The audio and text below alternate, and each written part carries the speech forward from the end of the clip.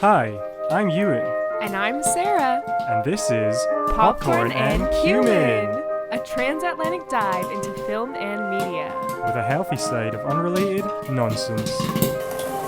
So that's the cast of Wicked. I think overall it was extremely well cast. So thumbs up from me. Yeah, I mean, they didn't do the cardinal sin of movie musicals where they cast people who can't sing in the lead roles generally. Yes. So. Exactly, which moves us smoothly into talking about the music. So they did specifically cast people who were quite good at singing because the director, John M. Chu, he knew that he wanted to record the vocals live, which meant that they had to have really talented people who could perform and sing live simultaneously. Just like in Les Mis. Yes, well, so interestingly, the director, John, brought in a live sound mixer, Simon Hayes, who has a lot of experience with mixing movie musicals live. And I was like, oh, cool, well, that's good that they had it. But then his kind of claim to fame was being an Oscar winner for his work on Les Mis, which famously had live vocals that did not sound very good. Yeah, I think, it's mixing though, so I think if the recording in itself isn't great, then... But I think he also had a big part in how they set up the sound to record. So some of his past projects include Mary Poppins Returns. Oh, that's not as good. Aladdin, The Little Mermaid. I think these are probably the new versions. Yeah, the new versions of them. And Cats, which wasn't a very good film, but I don't remember if the sound sounded good or not. I don't think the sound in Cats was very good. I don't remember. I mean, they didn't have very many good singers on it. They only had Jennifer Hudson. Well, there's your problem, isn't And it? Idris Elba. But then it was like James Corden. Taylor Swift. Oh, Exactly. She's not that good of a singer. Ian McKellen, Judi Dench. Rebel Idris Wilson. Elba. Yeah, well, she's just all right. Yeah. So the way that the sound was set up, I don't think that every single thing in the movie was necessarily shot live.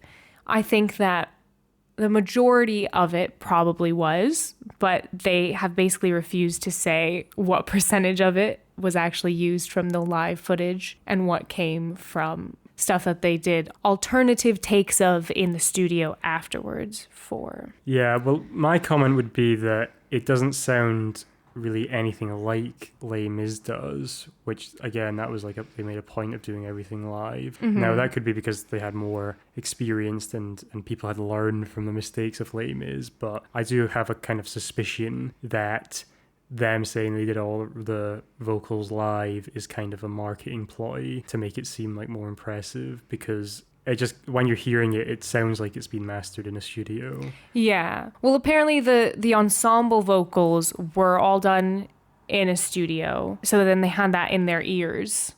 Right. On set. Well, so almost immediately their claims are not true then. Yeah. But all of the like main characters and the soloists, every shot they did do live vocals. They did have mics set up. There were like 3 mics set up like there would be one. Well, I don't actually remember exactly what it was, but each character had a mic or multiple mics on their person, on different parts of them, depending on what suited them best with their costumes. So like Elphaba's were actually on her little witchy hat when she was wearing her witchy hat. So they always were singing live and they were always recording it live. And I think they did probably use like a lot of that. Yeah. I'm not saying that like they just lied and supplanted all of the, like they were just miming, but the vocals don't sound as if they are totally unedited or they're totally... When you listen to music, things that are recorded live, even if you're like an expert musician, you can tell between something when it's recorded live with no mistakes versus when it's gone through the process of being in a studio and being mastered and edited and everything. And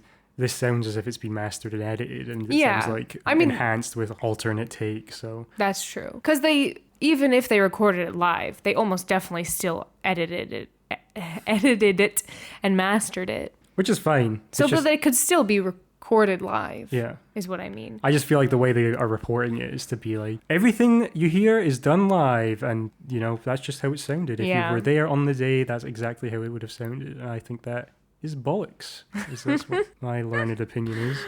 Yeah. And so in order to record live for what they did record live. One of their big problems was eliminating background noise. And apparently it was in a freshly built studio in London. But during the building process, a horde of pigeons nested in it. So they had a bunch of like coo, coo in the background. And in order to get rid of the pigeons, apparently someone thought of the genius idea of playing hawk noises, which successfully made the pigeons go away. Well, then the family of hawks move in? Because they were attracted by the sound? Yeah. I don't think so, but maybe. Another thing that was really hard to eliminate was the sound of wind, because obviously, especially in Defying Gravity, they're shooting lots of wind at Elphaba to make it look like she's flying. And she wasn't actually flying? Parts of it she was, with a little rigged up wire. But the special effects department created some silent wind for them. Like that was a big project for the special effects department. Yeah, that's the background info I have on how they somewhat recorded the live vocals. But I think it sounds much better than Les Mis. So maybe the kind of dual, a little bit live, little bit studio is the best solution. Yeah.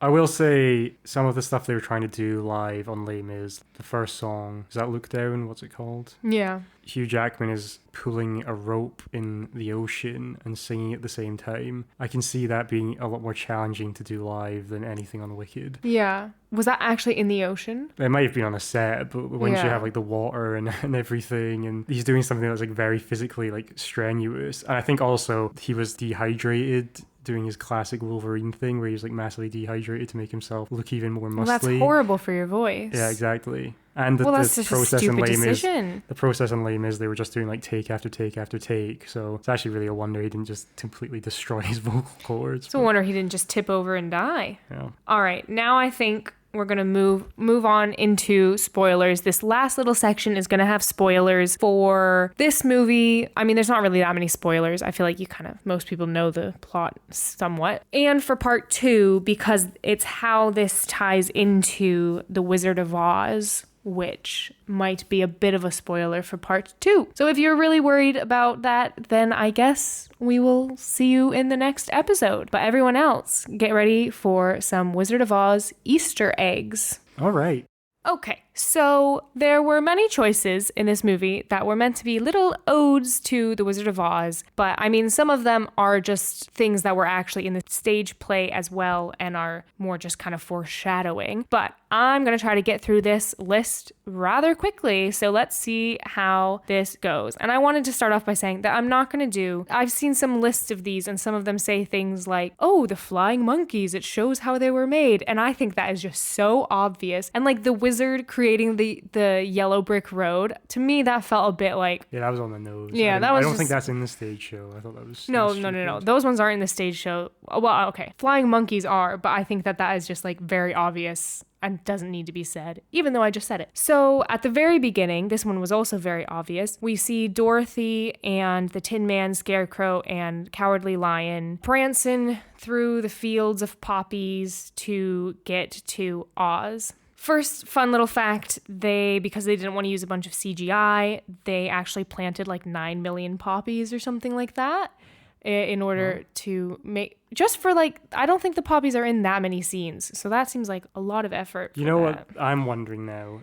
Is this whole movie a front for heroin sellers? Because the poppies? Yeah. Is heroin made out of poppies? Yeah, I don't know if it's probably the type of poppies they used, but that is where opioids come from, yeah. Oh, well, they are used in a kind of drug-like manner in this one. So we see Dorothy and the gang going towards Oz. When I first saw this, I was like, this does not make sense in terms of the story. But then I realized, because it starts out with Elphaba has just been melted by Dorothy. And so then it's Dorothy and the rest of them prancing back to Oz to get their hearts and their brains and whatever else they get. Yeah, which, I mean, courage. How do you give someone courage? Is that what he gets, the Cowardly Lion? Well, that's what would make sense, isn't it? Yeah, well. But then, yeah, so that was actually okay, but it was just a bit I thought that scene was kind of unnecessary, to be honest. Yeah, it was kind of cool with the flying monkeys and like the That bit was hat. fine. I thought like showing them like prancing down the Yeah. Yellowbrick Road was unnecessary because it doesn't even make sense in the context of the. But that's what I'm saying. I thought it didn't make sense, but it does because they just melted her and now they're going from there to Oz to get their reward. Okay. All right, we're all cut up. Okay, so the next one is at the beginning of Popular, Elphaba holds up a pair of ruby slippers. So if you rewatch it, keep your eyes out for that. Nessa Rose also wears black and white striped socks and silver shoes. Like when the house falls on her, that's how we see her little feetsies poking out. And also, apparently the ruby slippers were actually supposed to be silver. I think I read that somewhere. So I think it might... Originally in Wizard of Oz. Yeah. Right. I hope that's right and I'm not just talking shit. You got enough trivia there. You don't need to make up stuff. That's true. The next one is that Elphaba puts her classmates to sleep with poppies, like we just talked about, which I think in The Wizard of Oz, the witch uses to put Dorothy to sleep, or she like lures her to a poppy field to make her and the rest of the gang fall asleep. I don't remember that at all. Well, I'm pretty sure that happens. Yeah. No, I'm not doing it. And so it's her first use of the poppy. All right. To knock people out. The font of the title sequence, Wicked, is in the same font as The Wizard of Oz. I noticed that. I noticed that it looked kind of weird, but now I realize. A little tiny. Yeah, which was like a little bit out of place, but I like it. This is a small one, a very small Easter egg where at the beginning, when Elphaba first arrives at Shiz, she's being led around by a mean person. And Elphaba's like, I want to stay and protect Nessa. And then Nessa's like, I don't need protection. But then the teacher's all mean. And the person says something was just a slight gulch, which apparently is in reference to Almira Gulch, who is Dorothy's evil neighbor in The Wizard of Oz. Oh. Is she the one that turns into the witch? I think so. Yes, I believe so. I mean, like in the context of The Wizard of Oz, like Dorothy, like wakes up and all of the characters around her in real life seem to be the people, the same actors, Yeah, which doesn't really fit into Wicked, but that's fine. This is a musical one, so Stephen Schwartz, the composer, he wanted to incorporate Dorothy's want song, Somewhere Over the Rainbow, into Elphaba's want songs, so like when they're singing about what they want or they're empowering songs. It's like poetry. It rhymes. Yeah. So if you listen to the motif Unlimited, I'm not allowed to sing it, am I? No, you know the motif. You know the motif. It's when she sings Unlimited. Yes, Unlimited. My future is unlimited. That has the same progression of notes as Somewhere Over the Rainbow, just in a different rhythm. So listen out for that, because I think that's a really cool one that Stephen Schwartz has talked about. There's also the characters were clearly given direction about adding in little Easter eggs of who they're going to become. So here's where some of the little, I guess, kind of minor spoilers come in. Fiyero, who sings in Dancing Through Life about being brainless, life's more painless for the brainless, he becomes the Scarecrow. And apparently there are, I don't remember seeing this, but there are times when he stands with his arms like outstretched like a scarecrow, and there's parts in the clock scene when he's kind of like hanging like a scarecrow would. So that's supposed to kind of foreshadow his unfortunate future. And similarly with Bach, who will become the Tin Man. Bach, there's a part when he holds the croquet mallet and kind of poses as we see the Tin Man with his axe in The Wizard of Oz, frozen before Dorothy, oils him up. And also with Bach, Glinda places a red handkerchief in Bach's like breast pocket, and this is supposed to then kind of foreshadow his, because it's right on his heart. So it's her like giving him a heart, basically foreshadowing his need for a heart as the Tin Man.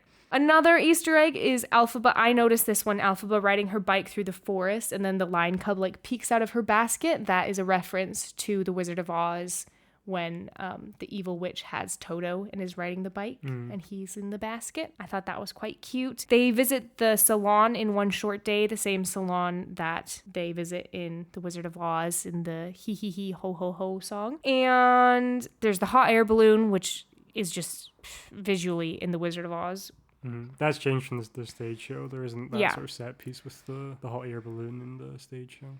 Yeah, that's correct. And the hot air balloon is what the wizard comes in on from Earth, I guess. And then there's foreshadowing in the lyrics, like the one we just said with Fiyero, but also this is one that Euan only just discovered. No. In The Wizard and I, she talks about a vision she has. There's 2 parts in this. So she says she has a vision where everyone in Oz will be having a celebration that's all to do with her, which is actually, it turns out to be that celebration where they're all celebrating her death and burning her effigy. And she also says in that song that she would be so happy she could melt. Yeah. Which, you know, Dorothy melts her. So You know, I feel like with all this stuff together, the whole kind of motif of be careful what you wish for is maybe hammered home like a little bit too strong, you know? But you didn't even notice I know, that but it now was. I've thought about it. Because then there's I all the love stuff with the other it. characters as well. Yeah, but they're really small. Yeah. I that's like true. it. I Yeah. think it's cool. And then my last little thing just to say about this is that The Wizard of Oz, if you really think about it, it doesn't actually fit canonically with Wicked. Like, you can't tell me that Scarecrow in The Wizard of Oz is Jonathan Bailey. Yeah. I know they're different actors, but you cannot tell Well, me we'll see how he comes across in part 2, I suppose. that bumbling fool is Fiyero. But he literally doesn't have a brain at that point, right? I do not remember. Brain's removed. Yeah, I Because they're guess. smashed apart, I think. But he doesn't really have brains to start with. He's got the emotional intelligence, which comes from the brain, I suppose. I don't know. I think his brainlessness is kind of a front, to be honest. I think he has like a hedonistic lifestyle, but at some Yeah. point he realizes that's maybe in contrast with how he like truly feels. Like it's kind of like a mask he's putting on, and it's Yeah, that's eating into true. his face. But also, in The Wizard of Oz, the witch catches him on fire. She puts him on fire. Yeah. You think Not Elphaba real would do fire. that to Not poor real fire. Fiyero? Fake fire. Or maybe he's wearing like a stuntman. He's got like a flame retardant suit on. It's all a big ruse. All a big ruse. Well, that's what it is in the Maybe. end. It is all a big ruse. Yeah, but I read just somebody's comment on a TikTok, which I really liked, and it said to think of Wicked as a documentary and Wizard of Oz like propaganda, and I kind of love that.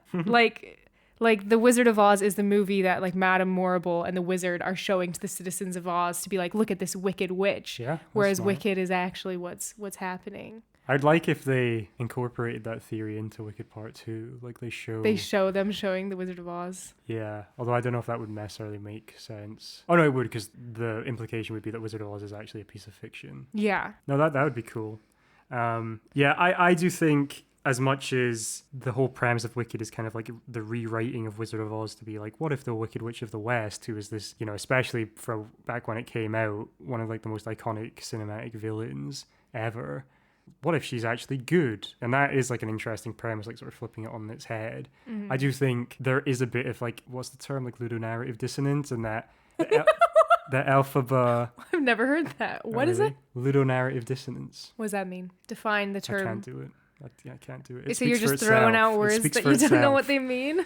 Look it up and you'll see that I'm right, as always. So, yeah, you can't really tell me that the way the Wicked Witch of the West acts in Wizard of Oz is similar to Elphaba in Wicked. Unless in Wicked Part 2 we see her, like, running around cackling, going, like, I'll get you, my pretties, and everything, because she's, like, legitimately scary. So I think even if they do show that stuff, I don't know if they're going to be able to capture that side of her, you know? Yeah, this is why, like, I can't actually remember. I say that there's spoilers for part 2, but this is coming from someone who doesn't remember what happens in part 2. Because I think there are bits where you see her kind of maybe pretending to be super evil, the Elphaba, but I don't really know why they're doing this big front. I think it's some sort of cat and mouse game with the wizard and Madame Morrible. All right. Well, we'll just have to wait for part 2 to find out, won't we? We will. Another small spoiler is the big cameo in the movie of Kristen Chenoweth and Idina Menzel, the two original Elphaba and Glindas. You mean Adele Dazeem? What the hell's that? What are you saying? You know that. No, I don't. Yes! At the Oscars, oh my gosh, what's that guy's name from Greece? John Travolta. John Travolta is supposed to be introducing Idina Menzel, and he says, the wickedly talented Adele Dazeem. Oh, Like, he just totally minces his words and says it badly. I don't You haven't remember that. seen that? No. All right. I will be showing this to you and you should look it up as well. It's quite funny. That's why in any video I see with Idina Menzel in it, the first comment is just, "Oh, that's Adele Dazeem." It's a good name. Good, Yeah. strong name. True. But yeah, I liked that cameo. I liked that they had a little moment in it. Yeah. You know, it was good showing respect to the elders, you know. What I was going to say was that I want to see if in Wicked Part 2, Elphaba at any point manages to do a spell that turns out how she wanted it to, you know? I don't think she does. I think it's the classic magic comes with a price. Like, Yeah. you try to do one thing and then it... Yeah. I'd like to see her do, like, just to make her look, like, competent, you know? Because she's kind of like an agent of her own downfall by accident. But she also hasn't had any training. Like, she's just reading words out of a... She's getting trained by Madame Horrible. Not very long. What has it been, a few months? Yeah. And Madame Horrible is evil. Madame Horrible. Madame Horrible. Yeah. Yeah, I think one of the disappointments I did have with the movie is that I felt like they could have fleshed out Nessa Rose's character a bit more, because when she is revealed to be, or in part 2, we're going to see her become the Wicked Witch of the East, which is who Dorothy drops a house on by accident in Wizard of Oz. I feel like it's just like the curtain falls for end of Act 1 in the stage show, and it comes back up again, and then there's a kind of like very jarring, it's like there's been a time skip, and now my sister Nessa Rose has graduated from Shiz and enslaved everyone in Munchkin Land. Is that what happens? Pretty much, yeah, because she takes over as mayor from her dad. Are these too spoilery? Well, nah. But then she has a song that's like cut from the studio version, which we were discussing earlier. Because she's also magical, isn't she? Yeah, which we don't see, or I'm not sure. But that's another thing. Like in this one, Glinda doesn't show like any magical powers, and even like her bubble thing at the start in No One Mourns the Wicked, that we were kind of hinting that she seems to only be able to interact with that with her wand. Like she like pops the bubble physically with her wand. So maybe that's like a contraption set up for her by the wizard. And I know in Wicked the stage show, the kind of thing the deal they give her is like, oh, you can be this witch and it's kind of like you're a piece of propaganda. But I can't remember if she actually doesn't have any magical ability at all, or I don't think she does, because she's definitely training. Like I don't think there's the same thing where Madame Horrible like refuses to give her lessons. I feel like they're all studying for like witchery or whatever, or magic, but I don't know. Wait, at the school? Yeah, not everyone there, but like it's not like Elphaba's the only one doing that. Oh, I thought she was. I was very confused, like what they were learning at this school. How old are these kids? Is this college? Is this high school? Like, where are we? Yeah, how old's Elphaba? Right. I mean, Jonathan Bailey's like 40. Probably Ariana Grande's around there as I well. think Cynthia Erivo was in her mid to late 30s.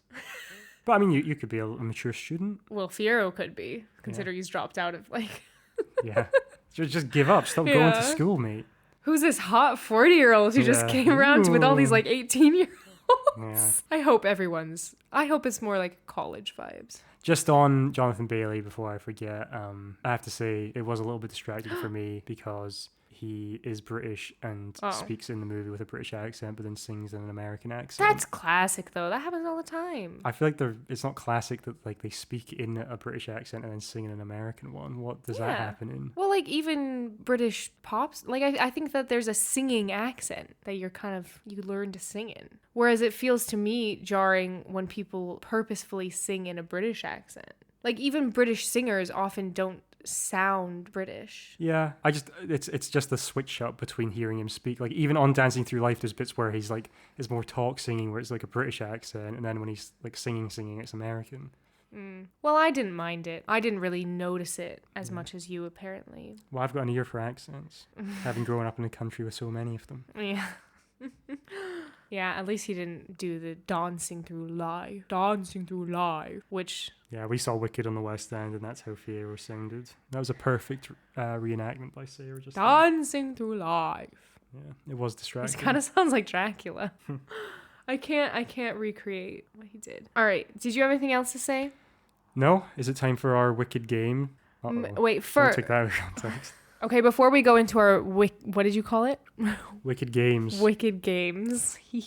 I had one last thing to say. You know how Galinda's grandmother got her that hat? Yeah. The hat that she then gives to Elphaba and becomes Elphaba's kind of like symbol. Yeah. Symbol of her, I guess, exclusion originally, but then kind of her rebirth Yeah. into being accepted. Her And then empowerment. yeah. After Elphaba, like after Defying Gravity, you know, they're gonna start putting Elphaba on like these posters, and people are gonna see her like flying around as this supposed wicked witch, and Galinda's grandma's gonna be like, "Is that my hat? Yeah. Why is the witch? Yeah. Why is this person wearing my hat? Give me my Glinda?" hat back, Glinda. I just thought that was funny to think about. Anyway, moving on to our game. This is called Finish the Lyric. Or finish the blank in the middle of the lyric, I suppose. But finish the lyric rolls off the tongue a bit better, so Yes. let's go with that. And I think it is self-explanatory based on the title of the game, what is going to happen in this game. The rules are only songs from Wicked Part 1, and answers will be accepted from the stage play and the movie musical in case there is a difference. Okay, sure. Is there differences? Have you already looked this up? In one. Okay. That's part of the test. That makes it harder. I don't think there's any differences in mine. I just went with the stage version, so... Okay, who's going first? You can go first so we can start off and then sort of develop badly from there. So I'm going to say, like, read the lyrics and then say blank. So that's either going to come in the middle of a sentence or at the end of one. But generally speaking, how I've structured it, I don't know how Sarah's structured it, is I've done like 2 lines basically. So on some, Sarah's going to have the benefit of having the implicit knowledge that she has to finish a rhyme, on some less so. So we'll see how she handles that. So I'm going to go first in that I'm going to read the questions to Sarah, and then Sarah has to finish the lyrics. And the rule is that Sarah cannot sing it out to try and to get hints from the musical land. Why? Or maybe you can. I don't really mind. It's not that competitive. But Sarah said that she would get 100%. So anything less than 100% is a failure in my opinion. So first one, do you want me to tell you what the song is first, or nah, let's not. Try without. Okay. So the lyric is, "But know that you're here in my heart while I'm out of blank." Your sight. That's correct. Good job. And that's from the first song, No One Mourns the Wicked. Next one, "Woe to those who spurn what blank." Goodness is. Correct. From No One Mourns the Wicked again. Yep. Okay, here we go. This one may be a little bit harder. "When grey and sere our hair hath turned, we shall still revere the blank." Something in our days like dear old shiz. Nope. It is! No, that's not the part I wanted though. The best. It rhymes with hath turned, the part that you need to get. It's 2 words. What are I give up. Lessons learned. "When grey and sere our hair hath turned, we shall still revere the lessons learned." Lessons doesn't rhyme with hath. Yeah, but turned rhymes with learned. Well, so you should have. Next one, so that's 2 out of 5. Okay. Well, the best you can do is 2 out of 5. Unfortunately. No. What? No, I actually have 6. So the best you can do is 2. The best you can do is 5 out of 6 now. Okay. I was. Look at me, professional speaker. And since, are you looking at mine? No. "And since folks here to an absurd degree, blank on your verdigris." Seem fix it in. Seem what? Fix it in. That's what I always hear. I don't think that's a word though. Well, there's a lot of not words in this. Seem fix it in. That's what I hear. Okay. Now try and think of what would actually be a word based on what you've said. And since folks here do an absurd, seem fix it in on your. Again, still not a word. And this one is one that is an actual word. Is it seem something? Yeah, I'll give you that. Seem fix it? I mean, you're on the right lines. Fix? No, but think of like an actual word that would make sense. Fix is a word. Seems fix on your verdigris. Fixed in. Like you're fixed, like you're so focused on something. You're fixed in on it. Yeah, but what would be the actual word? Fixed in. No, that's 2 words. What do you mean? Fixate. It's fixated. Yeah. Here's what I thought. Because fixed in is actually like a term for being like you're fixed in on something, like you're so focused on that you can't focus on anything else. Yeah. So I thought that they were saying that, but in like a silly way, like fix it in. Yeah. Which I think makes more sense. But I kept telling you that it wasn't that, and you just wouldn't listen. But maybe your thing is wrong. Okay, sure. This is like Ariana Grande had a whole argument not an argument, but she corrected the official Wicked social media because they did poise instead of ploys in popular. which is a common misconception. Okay. Next one. Blithe smile, lithe limb, blank, she wins him. She who's winsome. Yeah, that's correct. Fun fact, in my hometown we have the winsome maid. That's like a thing in the festival week. What does that mean? I don't know, but it's just the only Oh, other like time I've someone heard that word. Is someone crowned the winsome maid? Yeah. What's the male equivalent? I think the winsome maid is it's more like a girl, whereas the male one is like the reaver, but he's like a dude in the town. That's why I said the male equivalent. Yeah, but it's not the equivalent though in the actual. It would be like a princess to a king, I suppose, is what I'm trying to suggest. Oh, Anyway. excuse me. Anyway, so last one. And an owl blank, a vicar with a thriving flock. Oh, I told you not to do one from this song. Yeah, but I had a different one and then you cheated, so. No, I knew that one. Actually, I probably don't remember what it is. What's the blank? And an owl blank, Oh, a vicar with a thriving know. flock. Yeah, go on. but you're not saying it right. It's like it's an owlery munchkin I am saying it right. bok. Bok. Wait, and an owlery munchkin bok. Okay, I'm going to help you out. After owl, there's no owlery. It's just owl. Owl munchkin? Think of where the owl might be. Oz. Yeah. Owl Oz munchkin. If you're, what's a word to describe where you are? Here?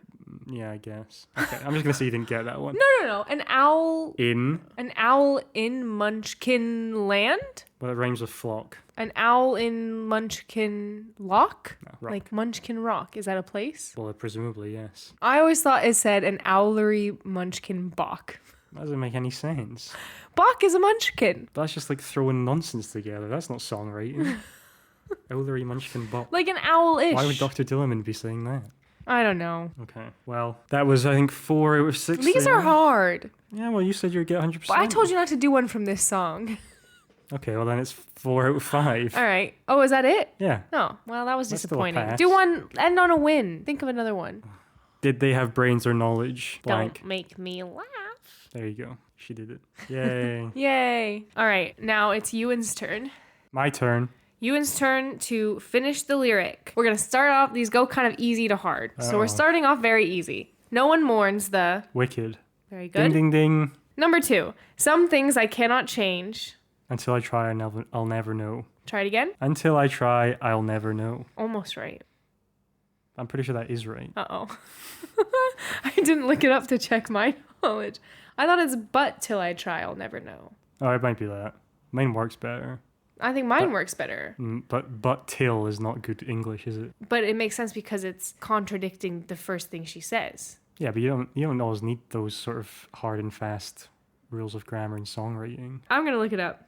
Okay, so Sarah just showed that I was correct. No. But till I try, I'll never know. You were saying until I try. You big liar.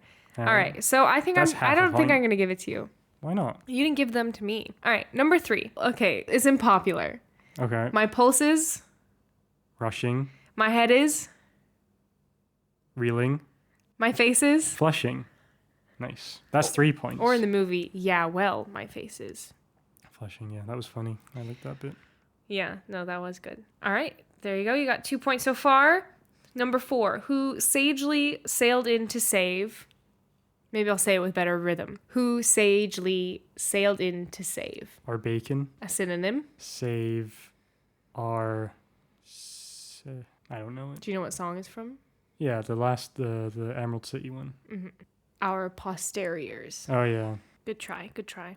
They're getting harder, so. That's not. Well, like synonym in the way that you're using right, bacon. Okay. Yeah. To be honest, like when you saved our said that, I thought you hides. meant like it was an alliteration, and that's why I got confused. I was trying to think of something with an S. Saved our piggies. Mm. Number 5. Now this one's a bit hard because it's actually in the ensemble vocals. Well. In Defying Gravity. Yeah. Look at her, she's wicked. Get her or kill her. Yeah. Yes, this was a change in the film. People were quite surprised to hear a look at her, she's wicked, kill her, when usually it's get her, because it just seemed quite harsh. Yeah, which is weird because in the second act of there is a song where they say kill the witch, like frequently. Yeah. I do feel like then it's been a bit more developed that people have been propagandized that she's evil. Yeah. So their brains are filled with that image. Whereas this one is just like someone who came to see the wizard and now he's like, kill her! Mm-hmm. All right, last one. This one's hard. I probably should have ended with an easy one. Yeah, what was all that nonsense making me give you an easy one? But you might know it because you were looking at this song for mine. So I did seem fix it in on your verdigris, which is verdigris, as in like... How green you are? Well... The degree to which you are green. Because gris, actually, doesn't that mean gray? No, but it's like vert, that's the green. degree that you're green, you know? But I think it's so VERTDEGRIS, I thought. To spell what? In the lyrics it's spelled VERDIGRIS. I promise. I don't think in my songbook that's how it was spelled. You had the unofficial songbook. No, it's official. Okay, so then right after that, would it be all right by you if I... Degreenify you. Oh! It's so easy. So I got 5 out of 6, I think. No. Well, one of them had 3 answers, and I got all of them. Well, are you counting those as questions? No, that's just one. I'll say you got 4.5 out of 6. All right. And you got 4 out of 6 on mine, so... Yours were harder.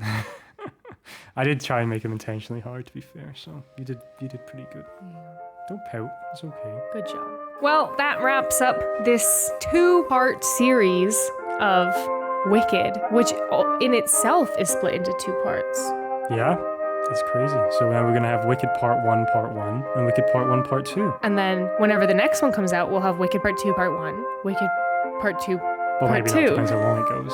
Well, we'll have to do it now. Okay, sure. Yeah. We're committing. All right. Well, thank you to all our listeners. Remember to follow us on Instagram and TikTok for bonus content and all that fun stuff. And yeah, just talk to us. Let us know what you want to hear, what you like and dislike. Well, what you like.